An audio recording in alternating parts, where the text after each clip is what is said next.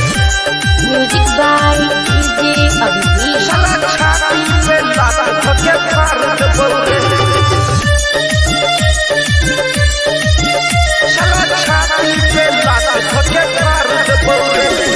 माथे पगड़िया चलबो चश्मा झाड़ के राख दबो फाड़ के सब रंग दार के रे साला सुन सब रंग दार के माथे पगड़िया चलबो चश्मा झाड़ के राख दबो फाड़ के सब रंग दार के चीला जबर के शेर जियो रे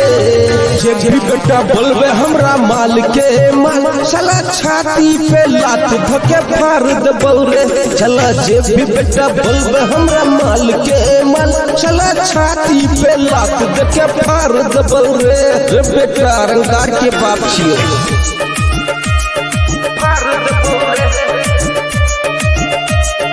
फाड़ दबो रे जे भी बेटा बोलबे हमरा माल के माल चला छाती पे लात धके फाड़ दबो रे सात थानेदार के हई सरदार रे एसपी से हई बोल चाल रे सुन बेटा सात थानेदार के हई सरदार रे एसपी से हई बोल चाल रे सोबे रंगदार के बाप हई रे जे भी बेटा बोलबे हमरा माल के माल चला छाती पे लात देके फाड़ दे मुरे चला जे भी बेटा बोलबे हमरा माल के माल चला छाती पे लात देके फाड़ दे मुरे रंगदार है रे फाड़ दबो रे फाड़ दबो रे जे भी बेटा बोलबे हमरा माल के माल चला छाती पे लात देके फाड़ दबो रे राजकुमार सिंगर है बड़ा रंगदार रे रूपेश बेदर्दी है सबके बड़ा बाप रे बेटा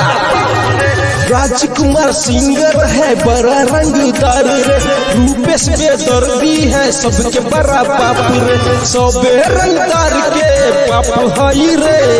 जे भी बेटा बोलबे हमरा माल के माल चला छाती पे लात देके फाड़ दे रे चला जे भी बेटा बोलबे हमरा माल के माल चला छाती पे लात देके फाड़ दे रे बेटा।